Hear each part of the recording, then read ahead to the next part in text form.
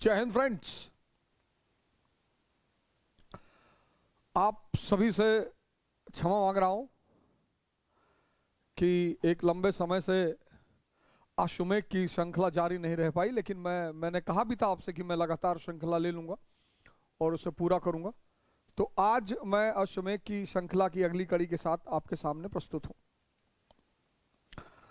आशा करता हूं आप सभी क्षमा कर दिया करेंगे, क्योंकि बड़ी सारी व्यस्तताएं रहती हैं और बहुत सारे काम रहते हैं बिना मतलब के। इस जीवन में बस मतलब का एक ही काम है, ध्यान। ध्यान के सिवा बाकी सब बिना मतलब का काम है, क्योंकि साथ कुछ जाना ही नहीं है। तो अगर कोई मतलब का काम है तो वो है ध्यान, बाकी सब बिना मतलब का काम है। लेकिन अब दुनिया है और रंगमंच पर आप भी उपस्थित हैं, तो अभिनय तो चलेगा ही। खैर, तो हम चर्चा कर रहे थे पिछले क्लास में कि किस प्रकार रॉबर्ट क्लाइव ने ब्रिटिश साम्राज्य की नींव रखी। रॉबर्ट क्लाइव ने ब्रिटिश साम्राज्य की नींव रखी। इस नींव को मजबूत किया दो लोगों ने। किसने? एक वॉरेन हेस्टिंग ने और दूसरा कॉर्नवालिस ने। दो लोगों ने नींव रखी रॉबर्ट क्लाइव ने, और इस नींव को मजबूत किया वॉरेन हेस्टिंग ने और कॉर्नवालिस ने। इस मजबूत नींव पर महल बनाया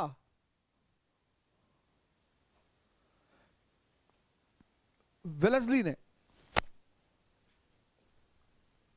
और लॉर्ड हेस्टिंग ने।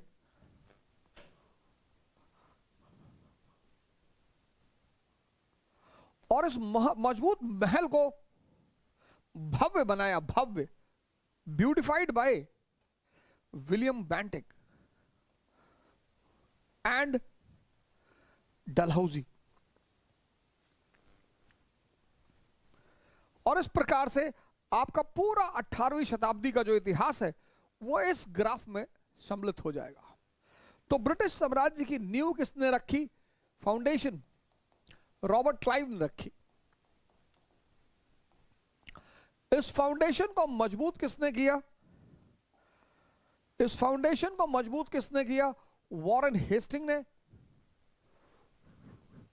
और कॉर्नवालिस ने। इस मजबूत नींव पर महल किसने बनाया?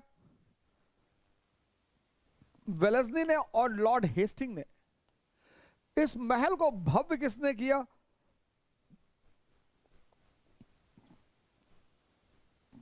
विलियम बेंटिक ने और डलहौजी ने। ये पूरा ग्राफ ऐसे ही बना लीजिए और इस ग्राफ के हिसाब से ही पढ़ना है, तो पूरे 18वीं शताब्दी का जो इतिहास है वो आपका स्पष्ट हो जाएगा। तो प्लासी का युद्ध और बक्सर के युद्ध की चर्चा मैं कर ही चुका हूं। रॉबर्ट क्लाइव की चर्चा मैं कर ही चुका हूं, जिसने ब्रिटिश साम्राज्य की भारत में नींव रखी और उस नींव को मजबूत किया वॉरेन हेस्टिंग और अब ये जो शब्द है मजबूत, इस पे ध्यान देना है। जिंदगी शब्दों का खेल है। इस मजबूत शब्द पे ध्यान देना है कि साम्राज्य की नींव को मजबूत किया जा रहा है, तो ऐसा क्या क्या काम करेंगे कि नींव मजबूत होगी। महल बनाया वेलेस्ली ने और लॉर्ड हेस्टिंग ने, यानी विस्तार किया। साम्राज्य में और सारे राज्यों को सम्मिलित किया और फिर उसको भव्य बनाया विलियम बेंटिक ने और डलहौजी ने। ये पूरा ग्राफ ऐसे ही नोट करिएगा और इसी ग्राफ के हिसाब से तैयारी करिएगा।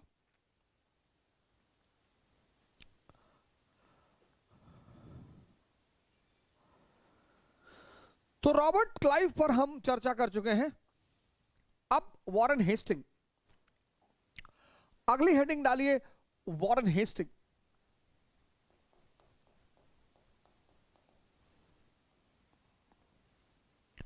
वॉरेन हेस्टिंग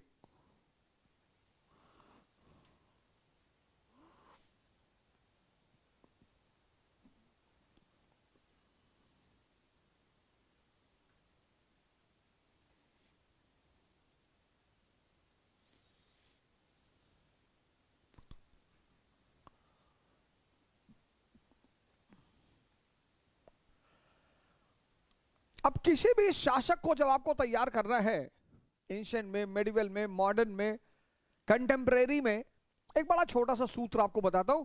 सूत्र को याद रखिए, और सूत्र ये है, पॉलिसी डिपेंड्स अपॉन प्रायोरिटी।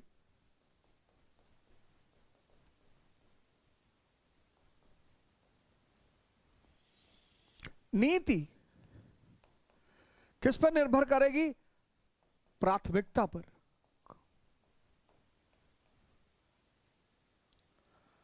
बड़ा छोटा सा सिद्धांत है। अब कोई उदाहरण दे देता हूं। अब अकबर को ले लीजिए। अकबर मुगल जब भारत पहुंचे, जब तुर्क भारत पहुंचे, टर्क, तो इन्हें सिर्फ हिंदू सरदारों का सामना करना पड़ा, हिंदू चीफ्स। पर जब मुगल भारत पहुंचे तो अब इन्हें दो सरदारों का सामना करना पड़ रहा है, एक तो हिंदू और दूसरा Turkish chiefs.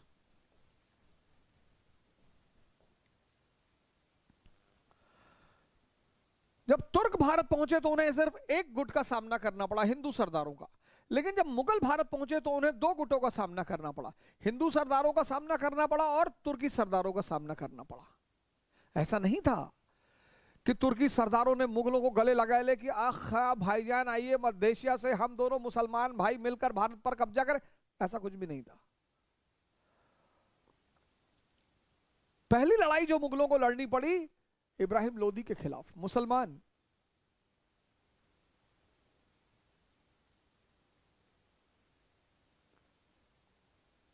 There are no permanent friends, there are no permanent enemies, only permanent interest। कोई स्थायी मित्र नहीं है, कोई स्थायी शत्रु नहीं है। स्थायी बस एक ही चीज है, हित।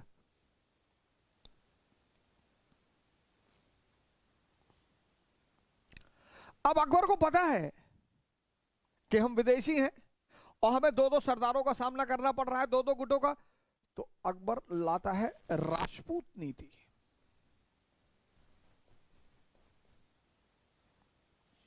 Policy depends upon priority. दो गुटों का सामना करना है तो एक स्थायी ताकतवर मित्र चाहिए। तो कौन बना स्थायी ताकतवर मित्र? राजपूत। इसीलिए तो अकबर महान है। जो प्राथमिकता के हिसाब से नीति बनाएगा वो सफल होगा। औरंगजेब प्राथमिकता को समझ नहीं पाता, औरंगजेब प्रायोरिटी को समझ नहीं पाता, और मोहम्मद बिन तुगलक अपने समय से बहुत आगे चल रहा है। किसी भी शासक की सफलता इस सूत्र पर निर्भर करती है। अब जैसे अकबर की एक नीति है तौहीद इलाही।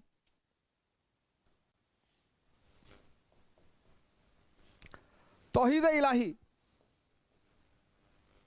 अब अगर आज हिंदुस्तान को अगर आप देखें तो ऐसा लग रहा है कि मुसलमानों को सारे हिंदू खा जाएंगे, ऐसा लग रहा है कि हिंदुओं को सारे मुसलमान खा जाएंगे। और मुझे तो लगता है कि नफरत की ये आग ऐसे ही चलती रही तो दोनों एक दूसरे को खा जाएंगे।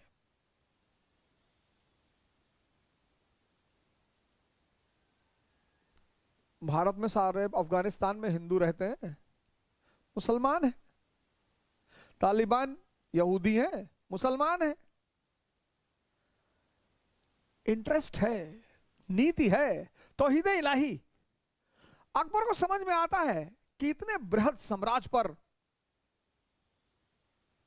भारतीय उपमहाद्वीप जिसका प्रमुख तत्व है यूनिटी इन डाइवर्सिटी, उस पर किसी एक मत का वर्चस्व नहीं हो सकता, उस पर किसी एक धर्म का वर्चस्व नहीं हो सकता। तो पॉलिसी क्या है? तौहीद इलाही।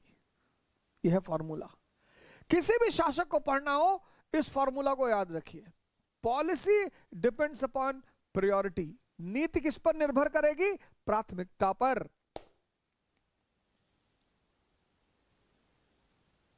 तो ठीक है। अब इसी फॉर्मूले के आधार पर वॉरेन हेस्टिंग को देखते हैं कि उसकी पहली नीति क्या है। उसका पहला टारगेट क्या है और क्यों है? उसकी पहली इंपॉर्टेंट नीति है भू राजस्व व्यवस्था, लैंड रेवेन्यू पॉलिसी।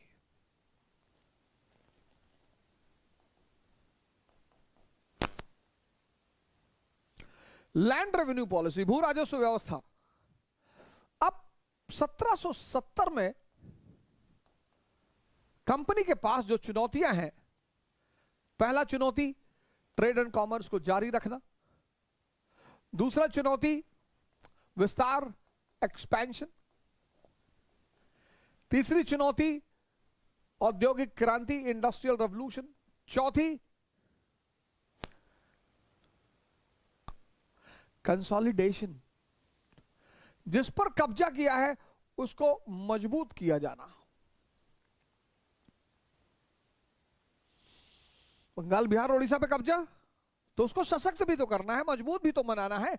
ये सारी चुनौतियां ईस्ट इंडिया कंपनी के सामने हैं।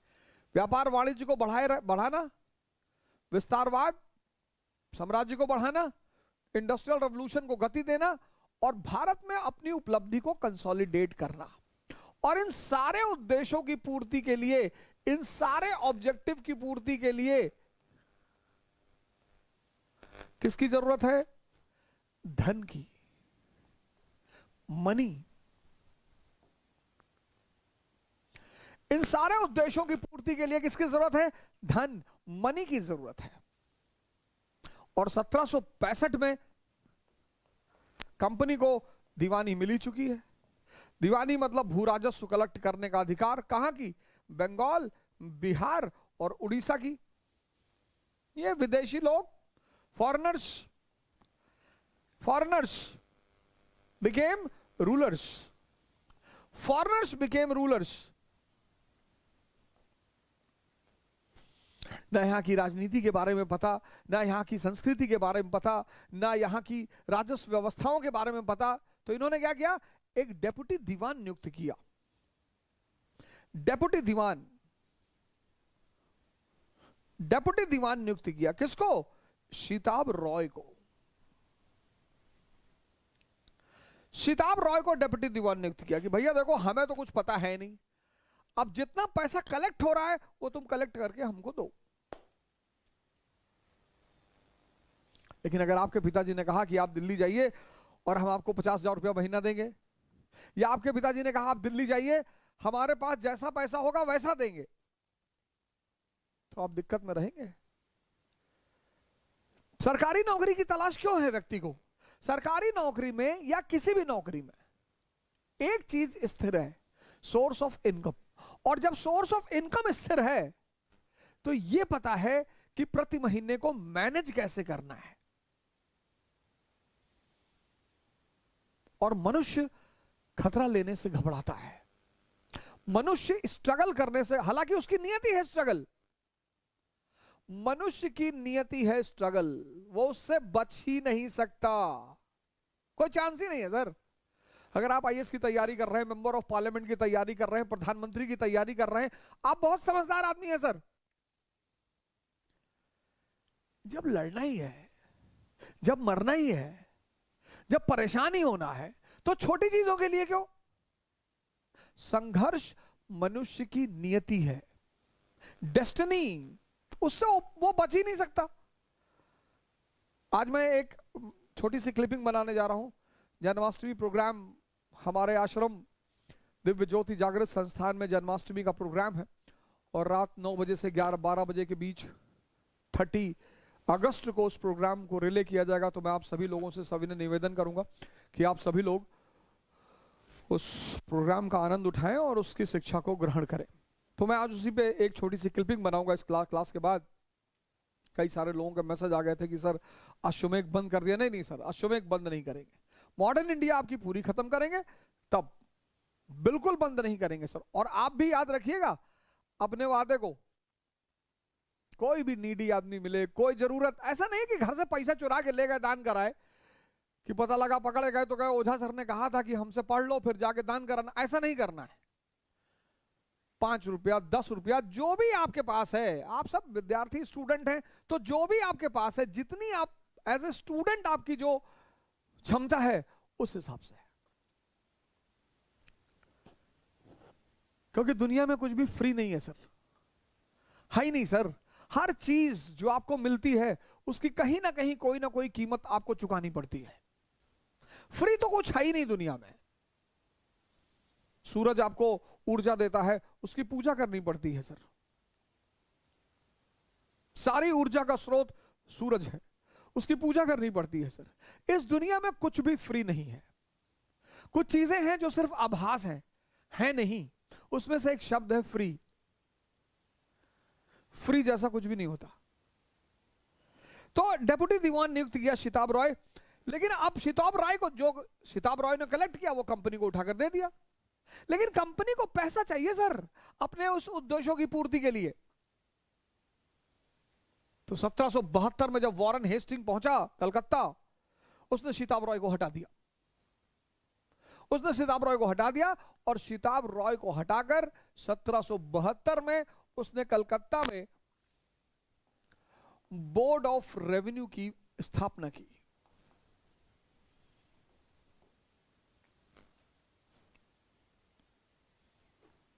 धन, कंपनी का उद्देश्य है, 4 उद्देश्य मैंने लिख के दिखाए आपको। कंपनी का उद्देश्य है, उन उद्देश्यों की पूर्ति के लिए धन की आवश्यकता है।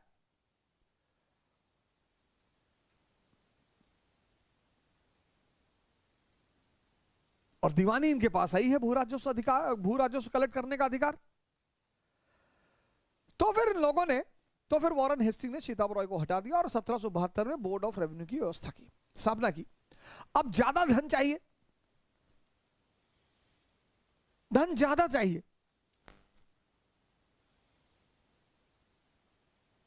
अब राजस्व व्यवस्था का अध्ययन करना, फिर एक्सपेरिमेंट करना अकबर की तरह से, उतना टाइम नहीं है इनके पास। और कंपनी है, कंपनी वेलफेयर के बारे में नहीं सोचेगी, कंपनी इंटरेस्ट के बारे में सोचेगी। तो पहली चीज, एक तो इन्हें ज्यादा धन चाहिए, lot of money to fulfil all their targets. दूसरी बात, ये कंपनी है, राज्य नहीं है, तो कंपनी अपने इंटरेस्ट के बारे में सोचेगी, कंपनी वेलफेयर के बारे में नहीं सोचेगी। 1757 से 1857 तक किसका शासन है? कंपनी का। Company is bothered about interest, company is not bothered about welfare. तो एक तो ज्यादा धन चाहिए और कंपनी को अपने इंटरेस्ट को प्रायोरिटी देना है। तो फिर वॉरेन हेस्टिंग ने ऑक्शन सिस्टम का वर्णन किया। वॉरेन हेस्टिंग का मानना था कि स्टेट सभी भूमि का मालिक है और जमींदार सिर्फ कमीशन एजेंट है।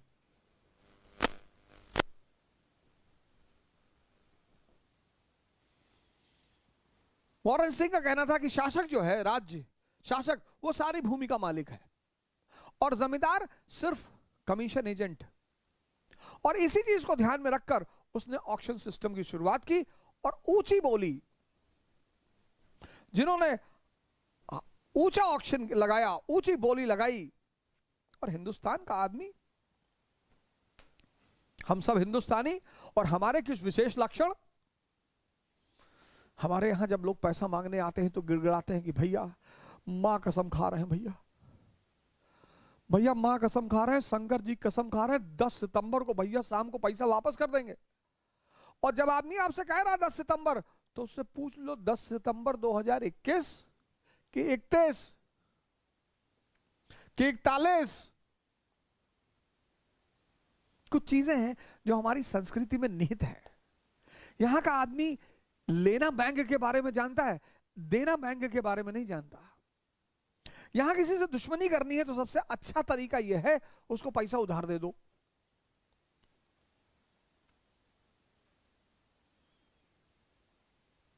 वो मांगने आएगा तब तो रोएगा, लेकिन जब आप 10 सितंबर को उससे 12 सितंबर को फोन करेंगे, उठाएगा ही नहीं। और अगर उठा भी लेगा तो खुद ही बोलेगा this network is out of coverage area. और अगर कहीं सड़क पर टकरा गया तो आपसे झगड़ा कर लेगा कि तगादा कर रहे हो, तुम्हारा पैसा लिए भागे जा रहे। अरे भागे नहीं जा रहे हो भैया, लेकिन 10 तारीख का टाइम दिए हो ना। और करेंसी शब्द किससे बना है? करंट से, जो चलता रहे, मनी रोटेट होता रहता है। आपने हमसे कहा 10 सितंबर को देंगे, हमने भी किसी को 15 को टाइम दे रखा है, उसने भी किसी को 20 का टाइम दे रखा है। लेकिन इन बेचारों को इस देश के बारे में नहीं पता था। अब बोली लगाना है, लगा दिया बोली, कौन सा देना है। और कृषि में हमेशा, क्योंकि कृषि जो है वो बहुत सारे चुनौतियों का सामना करती है। कृषि, agriculture is always in challenges. Agriculture always faces challenges, always.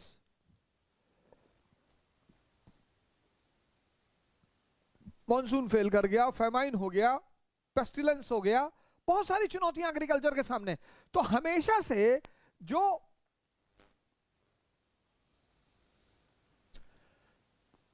जमा होता था, जमा, कलेक्शन, जो रेवेन्यू फिक्स होता था और जो जमा होता था वो हमेशा कम होता था। हमेशा से, हमेशा से जो रेवेन्यू फिक्स होता था, मान लो 100 रुपया रेवेन्यू फिक्स है, तो कलेक्शन में या 50 रुपया होगा या 60 रुपया होगा, ये शुरू से था। Because agriculture is a profession of risk. तो अगर 100 रुपया रेवेन्यू फिक्स है और उस साल 50 रुपया इकट्ठा हो गया, बहुत है। 60 में तो समझ लिया दैवीय कृपा है।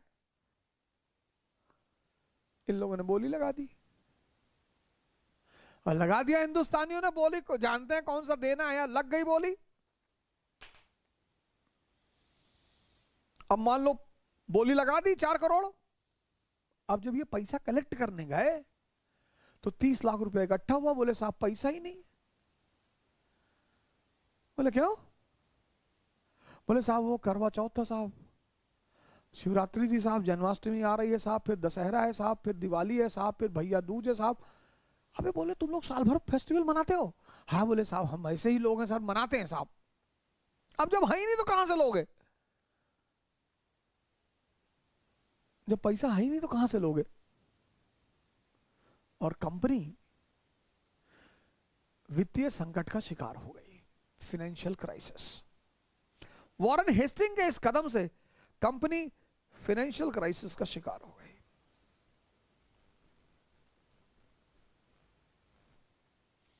और कंपनी को बैंक ऑफ इंग्लैंड से 10 लाख पाउंड लोन मांगना पड़ा।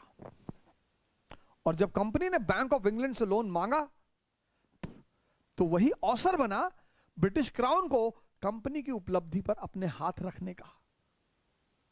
बंगाल, बिहार, उड़ीसा किसकी उपलब्धि? कंपनी की। ब्रिटिश क्राउन उस पर हाथ नहीं रख सकता था। लेकिन जब तुम किसी से कर्जा मांगते हो तो उसकी बात सुननी पड़ती है। तो जब इन्होंने 10 लाख पाउंड जुर्मा कर्जा मांगा, तब क्राउन ने कहा कि तुम लोग को राज्य चलाना नहीं आता, हम बताएंगे कैसे चलाना है। तो तुम देखोगे रेगुलेटिंग एक्ट ऑफ 1773। और यहीं से कंपनी की उपलब्धि में क्राउन के इंटरफियरेंस की शुरुआत।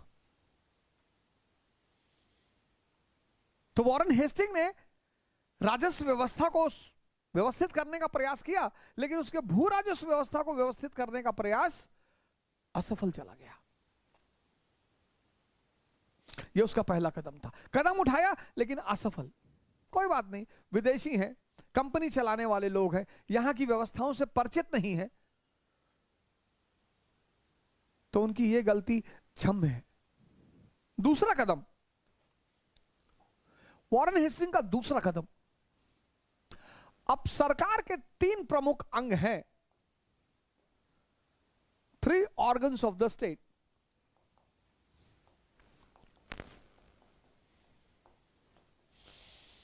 Three organs of the state, 3 सरकार के 3 प्रमुख अंग हैं। 3, पहला लेजिस्लेचर,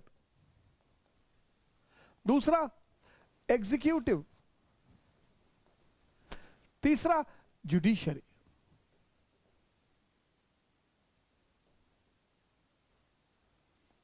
विधायिका, कार्यपालिका, न्यायपालिका। अब स्टेट लेजिस्लेचर के बिना तो चल सकता है, लेकिन एग्जीक्यूटिव और जुडिशरी के बिना बिल्कुल, जुडिशरी के बिना तो बिल्कुल नहीं चल सकता, चल ही नहीं सकता। एग्जीक्यूटिव की नींव किसने रखी? क्लाइव ने, सीसीएस, कॉवेनेंटेड सिविल सर्विस। तो विधायिका के बिना तो राज्य को चलाया जा सकता है, लेकिन जुडिशरी के बिना। और 1757 से 1772 तक बंगाल अराजकता का शिकार, स्टेट है ही नहीं। 15 साल, for 15 years absence of state.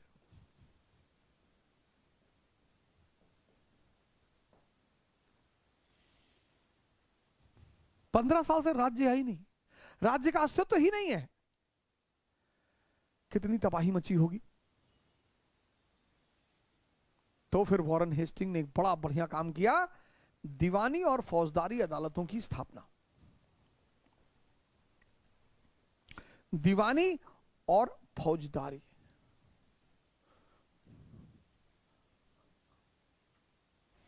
दीवानी और फौजदारी अदालतों की स्थापना। दीवानी अदालत सिविल मामलों को देखने के लिए और फौजदारी अदालत क्रिमिनल मामलों को देखने के लिए। दीवानी अदालत में हिंदू और मुसलमान के कानून लगते थे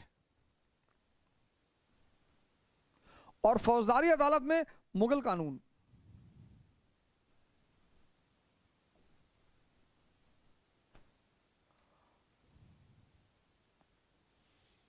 न्यायपालिका के बिना राज्य नहीं चल सकता।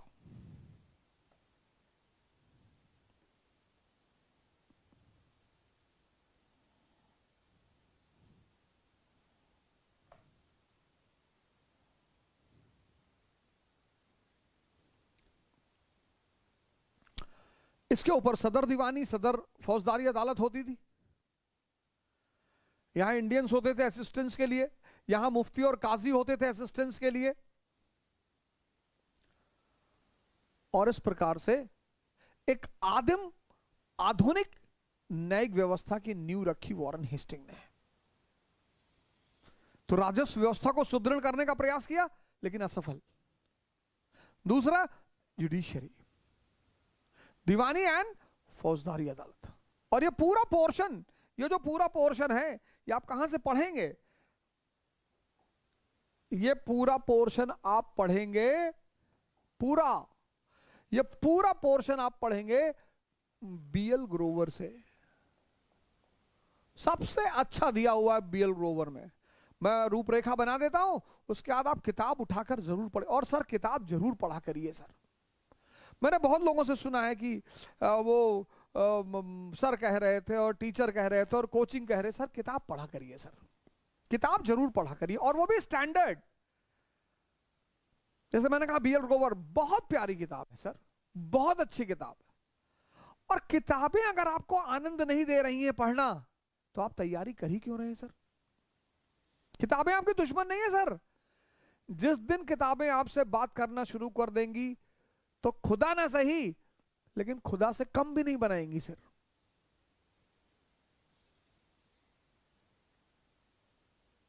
किताबों से मत भागिए। सर इंपॉर्टेंट चैप्टर चेक कर दीजिए सर, सर ये कर दीजिए सर, सर एंशिएंट छोड़ दें सर, सर मेडिवल छोड़ दें सर,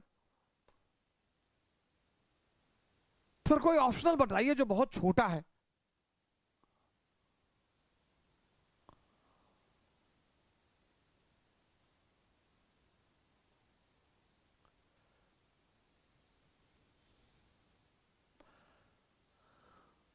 कोई ऑप्शन बताइए सर, बहुत छोटा ऑप्शनल हो।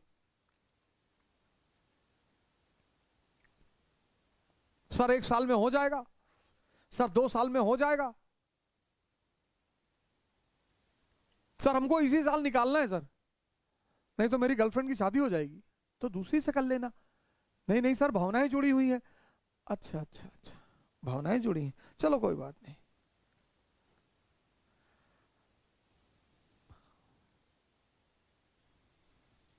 तुम किसी को नहीं छोड़ोगे तो भी छूट ही जानी है। कानून है इस धरती का। यहां सब कुछ नश्वर है, सब कुछ। और नेचर ऑफ लॉ के हिसाब से चलोगे, लॉ ऑफ नेचर के हिसाब से चलोगे तो विकास मिलेगा, तरक्की मिलेगी, समृद्धि मिलेगी। और बेवकूफी के सिद्धांतों पे चलोगे तो मारे जाओगे। पूरा सब कुछ बीएल ग्रोवर से पढ़ना है, सब कुछ बीएल ग्रोवर। किताबें पढ़िए सर, किताबों का आनंद लीजिए सर।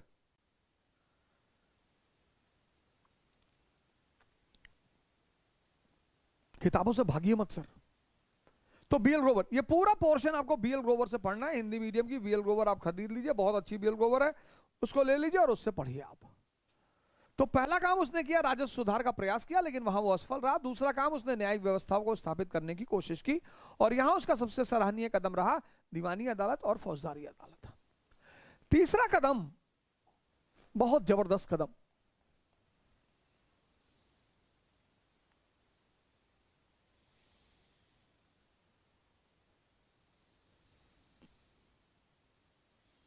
अब कंपनी ईस्ट इंडिया कंपनी बन गई रूलर, फॉरेनर बन गए शासक।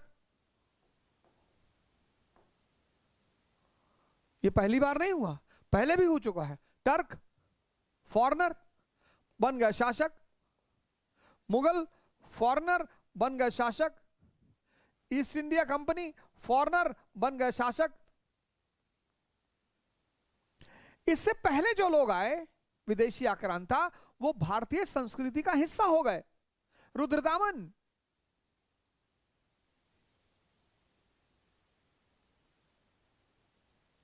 कनिष्क, मिहिरकुल, लेकिन इन लोगों ने अपनी पहचान बनाए रखी, और इन्होंने ना सिर्फ पहचान बना के रखी, पर अपना विदेशीपन को भी बचा के रखा। ये तो भारतीय हो गए बाद में, लेकिन इन्होंने ना सिर्फ अपनी पहचान बना के रखी, अपना विदेशीपन। तो तुर्कों ने, अब ये विदेशी लेकिन शासक, इनको भी भारत की संस्कृति के बारे में नहीं पता, इनको भी भारत की अर्थव्यवस्था के बारे में नहीं पता और जानना है। तो पहला शासक जिसने यहां के ग्रंथों को अनुवाद करने का प्रयास किया, वो है फिरोज शाह तुगलक। पहला तुर्क शासक जिसने भारतीय ग्रंथों के अनुवाद का प्रयास किया, वो है फिरोज शाह तुगलक। और मुगल काल में अकबर ने ट्रांसलेशन डिपार्टमेंट की स्थापना की।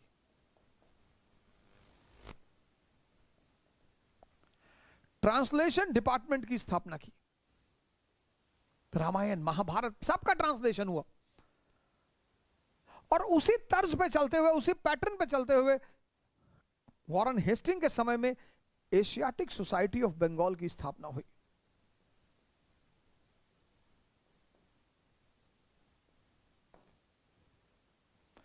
एशियाटिक सोसाइटी ऑफ बंगाल की स्थापना हुई क्यों? जिससे भारत के संस्कृत और फारसी ग्रंथों का अनुवाद किया जा सके। एशियाटिक सोसाइटी ऑफ बंगाल की स्थापना हुई, जिससे भारत के संस्कृत और पर्शियन ग्रंथों का अनुवाद किया जा सके, ट्रांसलेशन किया जा सके।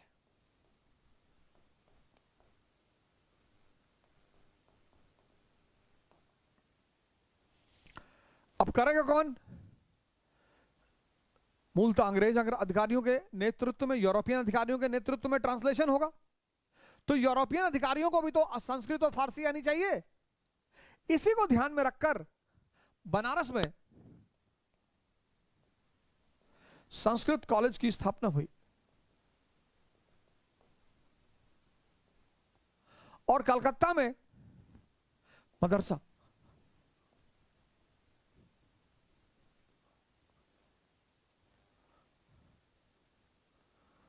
और इसके परिणाम स्वरूप मनुस्मृति को ट्रांसलेट किया गया।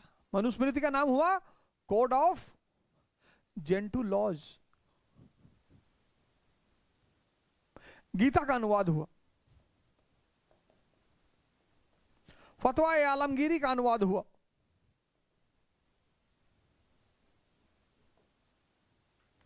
Etcetera etcetera etcetera.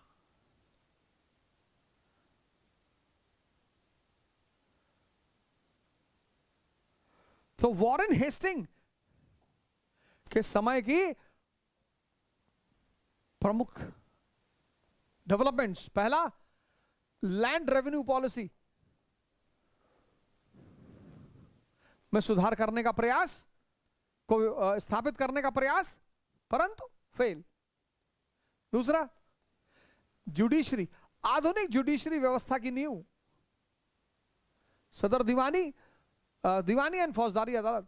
तीसरा, एशियाटिक सोसाइटी ऑफ बंगाल। और इसके काल की चौथी प्रमुख घटना है first Anglo Carnatic war, Anglo Maratha war. आगे डिस्कस करेंगे इसके बारे में।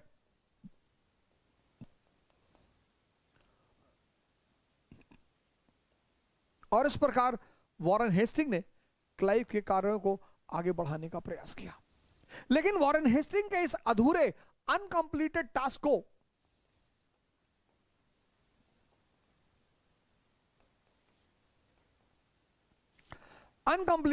को किसने पूरा किया? कॉर्नवालिस ने।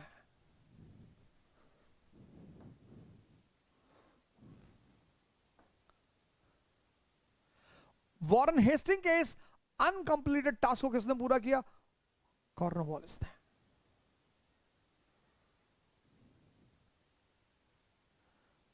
ऐसे पढ़ो ना मित्र, बस ऐसे, यही नोट्स है, यही तुम्हारा नोट्स है।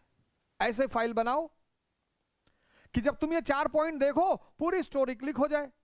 यहां तो तुम्हारे दुनियादारी भरी है, फिर तुम रोते हो कॉन्फिडेंस नहीं आ रहा है। कॉन्फिडेंस शक्ति से आता है।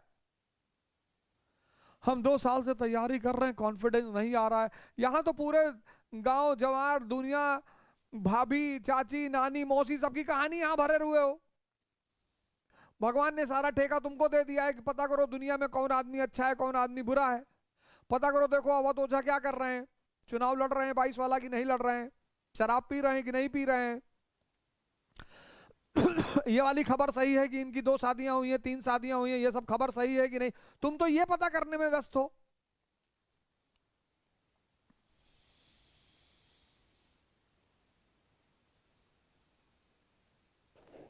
तुम तो ये पता करने में व्यस्त हो।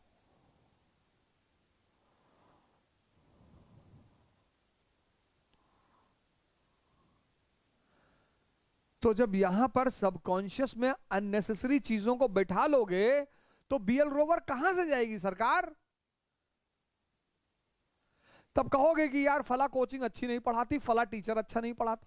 कोई कोचिंग बुरी मुझे आज तक तो दिखाई नहीं पड़ी, कोई कोचिंग बुरी, और ना मुझे आज तक कोई टीचर दिखाई पड़ा बुरा। मतलब मैं इस देश में एक औसत दर्जे का टीचर हूं। इस मुल्क में मैं एक बहुत औसत दर्जे का टीचर हूं, औसत। एक से एक टीचर है। अब आपको हजम करना ही नहीं है तो टीचर बेचारा ये खोलेगा हथौड़ी लेकर, सेव करेगा उसमें।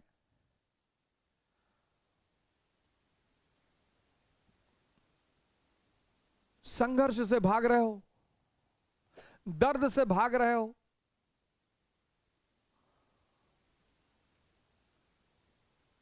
रामचंद्र जी पागल हैं, 14 साल जंगल में रह रहे हैं। तुम्हें जंगल में नहीं रहना है, लेकिन भगवान बनना है। जय श्री राम के नाम पर तो कितना बवाल मचा दोगे, लेकिन उनसे कुछ सीखोगे नहीं।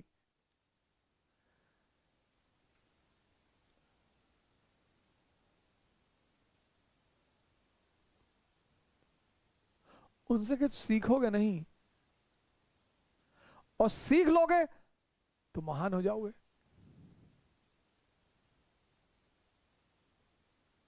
वॉरेन हेस्टिंग के अनकंप्लीटेड टास्क को किसने पूरा किया? कॉर्नवालिस ने। तो अगली हेडिंग कॉर्नवालिस।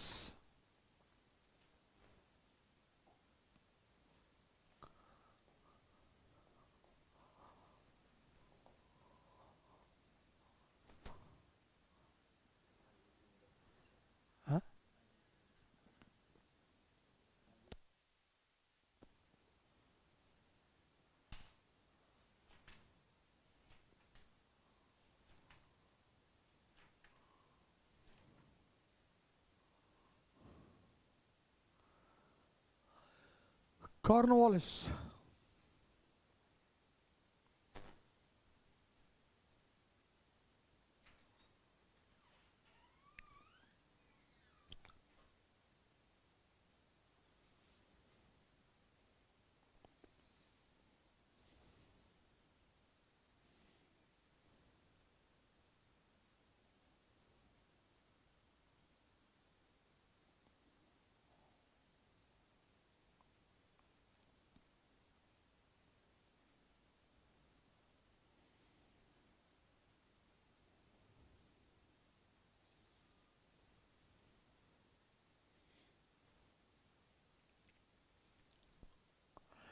ये जो आम मन है ना, आम कॉमन मैन, जिसको मैं बार बार आम आदमी कहता हूं, उसको आम इसीलिए कहा ही जाता है क्योंकि जैसे आम चूसा जाता है ऐसे ये भी चूसा जाता है, इसलिए आम आदमी कहा जाता है। ये जो कॉमन मैन है, कॉमन मैन, इसका अपना दर्शन है जीवन का, और इसके दर्शन का एक बड़ा अहम पहलू है कि या तो तुम हार गए या तुम जीत गए।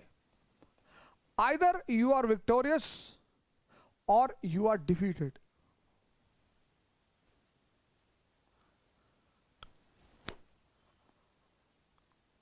इसलिए तो आम आदमी है, ये कुछ होता ही नहीं, ना विक्ट्री कुछ होती है ना डिफीट कुछ होती है, होती ही नहीं सर। एरिस्टोक्रेसी बस यहीं पे नियम को बदल देती है, कहती है खेल चल रहा है, एवरीथिंग इज अ गेम,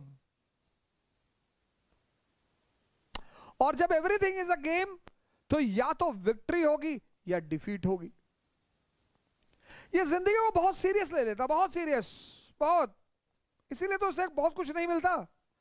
ये इतना सीरियस ले लेता है जिंदगी को, अरे बाप रे, भैया भैया देखो भैया, देखो भैया बेइज्जती, अब दिल्ली तैयारी करने जा रहा हूं भैया, बेइज्जती ना होने पाए भैया। हिंदुस्तान में कोई बहुत सारे माँ बाप ऐसे हैं जिनके जो अपने बच्चों को, अब लड़का 12th कर लिया, अब उन्हें पता है कि 12th के बाद अगर ये यहां रहा शहर में तो ये बुलेट निकालेगा सुबह 7 बजे, और फिर बुलेट के आगे लिखाएगा महाकाल, और फिर चश्मा वश्मा लगा के, रेबैन ओबैन चश्मे लगा के गुड्डू पंडित की तरह शहर में घूमेगा गर्ल्स कॉलेज के टाइम पे, और मार खाएगा और बेइज्जती कराएगा। तो 12th के बाद सारे माँ बाप लड़कों को कहते थे इंजीनियरिंग के, तुम जाओ कोटा जाओ, जाओ कोटा जाओ, तैयारी करो इंजीनियरिंग की, जाओ डॉक्टर बनो। अब उनको सेल पता ही नहीं क्या है, माइटोसिस मियोसिस तो बहुत दूर की बात है, उनको सेल नहीं पता, कोशिका। भेज दिया कोटा में, जाके देखो क्या भीड़ लगी हुई है, आप भागे चले आ रहे हो, कहां जा रहे हो, बोले भैया इंजीनियर बनने जा रहे हैं, भेज दिया। वहां 3-4 साल रहे, फिर 3-4 साल बाद प्राइवेट से कहते बीए भी कर ले, पापा कह रहे थे कि प्राइवेट से बीए भी कर लो, मान लो अगर नहीं हुआ तो, पापा को पता है मानना क्या हो, पापा को पता है उसमें कुछ मानना वानना नहीं है।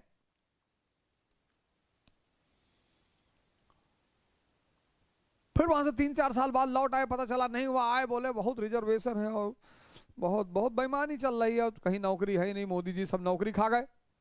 पिताजी को लगा अब क्या करें, और उसी बीच पता लगा शहर में किसी शर्मा जी के बेटे का सिलेक्शन हो गया आईएएस में, और मीडिया ने एकदम, न्यूज़पेपर ने फ्रंट पेज पे छापा कि फला फला शहर का बढ़ाया गौरव, और टाउन हॉल में बुला के सम्मान समारोह और ये और वो, और जाके खड़े हैं। और पिताजी को लगा कि अब बहुत सही मौका आया है, तो पिताजी भी अपने बच्चे की तरफ पलटे कि तू हमारे फैमिली का सिकंदर, तू भी हमारा नाम रोशन कर, जा दिल्ली। और फिर किताब उताब कॉपी भरा और जो है लटकाया बैग, और बाबूजी का पैर छुआ कि बाबूजी अब जा रहे हैं, अब कलेक्टर बनकर ही आएंगे। और यहां से तुम वापस नहीं जा सकते, दिल्ली से, कोटा से तो तुम वापस चले गए थे, दिल्ली से वापस ना जा पाओगे क्योंकि अब बड़े हो चुके हो, अब तुम्हारा अहम काम कर रहा है। अब यहां से लौट के खाली हाथ जाओगे तो दुनिया जीने नहीं देगी। दिल्ली से बस 2 ही रास्ते हैं,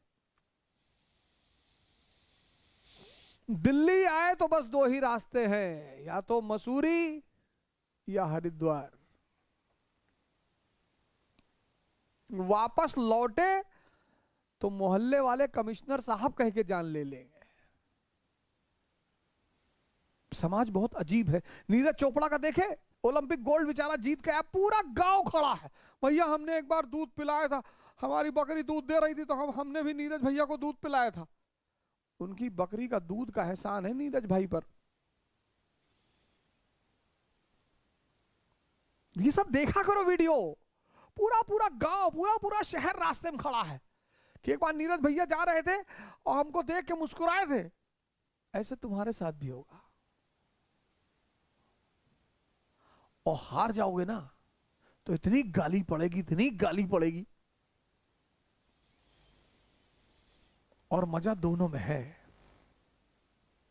और हार के जीतने का जो मजा है, क्योंकि अगर हारे तो दुनिया पता चल जाती कि है क्या। जो लोग जिंदगी में कभी नहीं हारते ना, वो जिंदगी के अंतिम समय में बहुत परेशान होते हैं, क्योंकि अंतिम समय में अगर यूटिलिटी खत्म हुई और दुनिया ने साथ छोड़ा, तब जीना बहुत मुश्किल हो जाता है। इसलिए जिंदगी में कभी कभी हारना भी बहुत जरूरी है। Cornwallis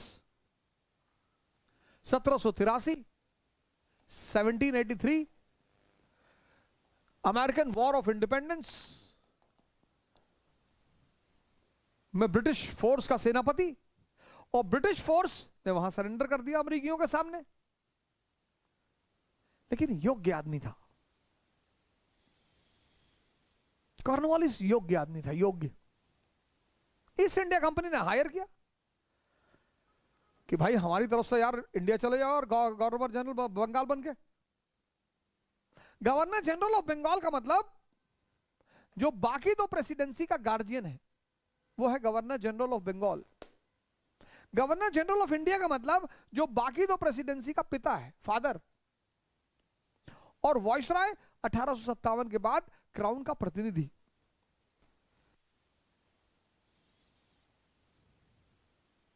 as a governor general, Bengal was the guardian of Madras and Bombay. As a governor general of Bengal, as a governor general of India, Bengal was the father of the other two presidencies. योग्य आदमी था कॉर्नवालिस।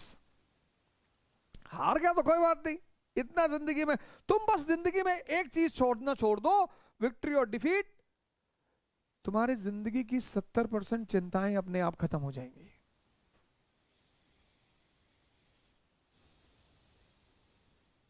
तुम जब रात में सोते हो ना, तो तुम्हारा दिमाग ऐसे चलता है, ऐसे ऐसे। जब लेटते हो बिस्तर पर, तुम्हारा दिमाग ऐसे चलता है, ऐसे। तो पहला फेस ये है कि आईएएस बन गए, मंत्री जी की बेटी शादी हो गई, गांव में सब लोग गए हैं, पैर पे लेट गए हैं, पूरी दुनिया वाह वाह कर रही है, तो तुम बड़ा चौड़े होकर लेटे रहते हो जब ये वाला फेस का सपना चलता है। तो फिर सेकंड फेस का सपना चलता है कि आईएएस नहीं बने, पापा घर से भगा दिए हैं, गर्लफ्रेंड छोड़ के भाग गई है, गुरुद्वारे के सामने बैठ के खाना खा रहे हैं, और तुम फिर सिकुड़े हुए सोते हो। तो मुझे किसी आदमी को सोता हुआ दिखा दो, मैं बता दूंगा कौन से फेस का सपना चल रहा है। और यही, इसीलिए तो एरिस्टोक्रेसी उसके नियम है अपने, वो इनके साथ रहती ही नहीं, वो जानती है यार फालतू के सिद्धांत जीवन में। मैं तो शिकार हुआ सर इसका, मैं तो सर इसका शिकार हुआ, तो बच गया, सौभाग्य से अच्छे गुरु मिल गए। तो कंपनी ने कॉर्नवालिस को हायर किया कि सरकार आप हमारी तरफ से हिंदुस्तान जाएं और आप ही संभाल सकते हैं हिंदुस्तान। उसने कहा जाएंगे, जरूर जाएंगे, कोई बात नहीं, एक शर्त है। बोले बताएं, कहा वीटो चाहिए। तो पहला गवर्नर जनरल जिसको कंपनी ने वीटो दिया, उसने कहा वीटो चाहिए, वीटो। आर्मी का आदमी है ना, जनरल रहा है आर्मी का, उसने कहा वीटो चाहिए कि अगर कोई कदम उठाऊं तो कोई मेरे कदम में दखलंदाजी ना करे। कंपनी ने कहा दिया। तो कॉर्नवालिस से गवर्नर जनरल को वीटो दिए जाने की शुरुआत।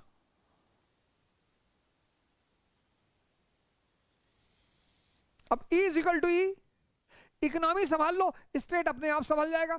तो इसका दूसरा महत्वपूर्ण कदम था राजस्व व्यवस्था, रेवेन्यू सिस्टम।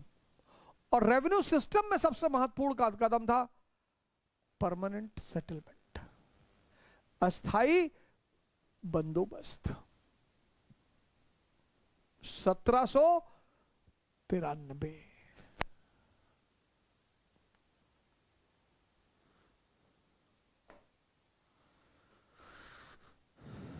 चलिए यहां तक पूरा करिए।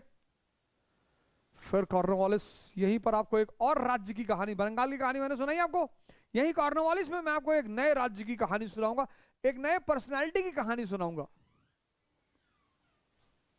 टीपू सुल्तान, 18वीं शताब्दी का नायक। जय हिंद।